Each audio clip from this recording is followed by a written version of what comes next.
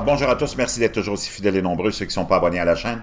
Faites-le maintenant, c'est gratuit, Freedom News Network. C'est ici qu'on va se renseigner sur ce qui nous attend et nous pend au bout du nez.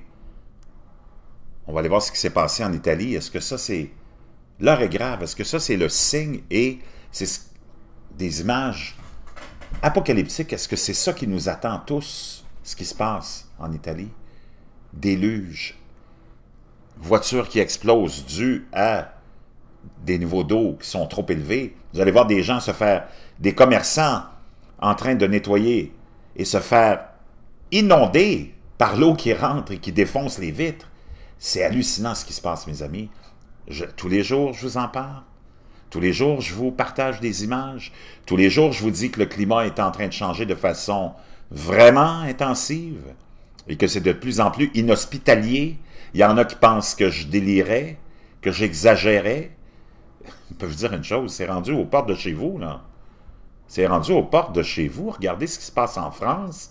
Le froid, la neige qui tombe au Maroc, les inondations partout, les tempêtes extrêmes, les tornades, les pluies diluviennes en Italie, en France, en Espagne. C'est à nos portes. Il faut réaliser ça, mes amis. L'heure est grave. C'est épouvantable ce qui se passe. Est-ce qu'on est préparé? Non, pas 1er janvier, mais le 1er novembre. Même ça, des fois, vous avez l'impression d'être au 1er janvier en France puis au Maroc, là.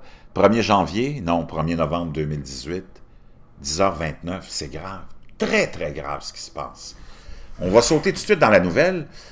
Et, hey, ça, c'est à vos portes, là. C'est en Italie. C'était en Espagne, en France, c'est partout.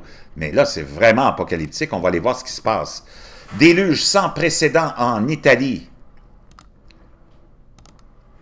Le niveau de l'eau monte de 10 mètres dans le fleuve. Des centaines de Massaretti brûlent dans un feu apocalyptique.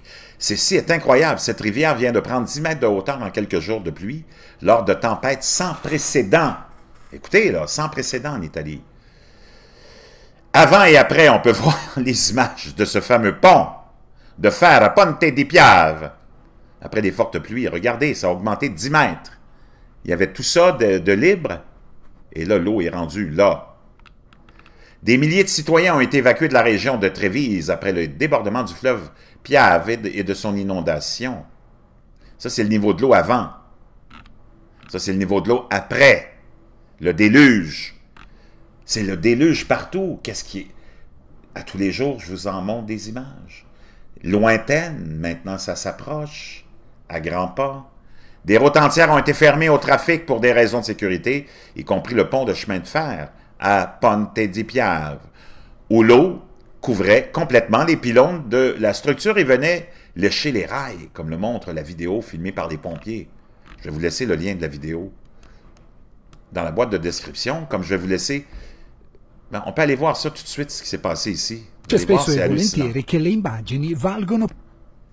Un commerçant ici qui est de café, qui est en train de nettoyer. Et regardez bien ce qui va arriver. Ce qui les attend. On voit l'eau arriver ici, là. Et voilà. C'est hallucinant, ça, là. Wow! On remet ça. Ils sont en train de nettoyer. Regardez ici, dans la vitre, ici, du commerce, l'eau qui s'en vient, on la voit arriver. Elle est là, en haut, et là, elle s'approche. Elle s'approche.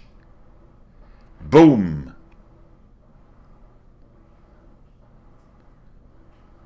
Ça, c'est en Italie. Quand je vous dis tout le monde va être touché, qu'est-ce qui nous attend? C'est vraiment inquiétant. C'est vraiment, vraiment inquiétant. Je vais vous laisser la vidéo de ces Masaretti qui se font incendier. En raison de l'eau salée, les batteries de voitures ont commencé à exploser, provoquant un grave incendie. On peut voir ici les voitures incendiées après cet incendie majeur. La même tempête a mis plus de 75% de Venise sous l'eau. C'est à nos portes. C'est grave. L'heure est grave. C'est épouvantable. Je ne sais pas s'il y en a qui réalisent que on ne peut pas revenir en arrière. On s'en va toujours vers l'avant avec ça, et ça s'en va en s'intensifiant. Quelle est la prochaine victime? Qui est le prochain pays à être touché? Est-ce que c'est vous? Vraiment, il faut vraiment commencer à y penser.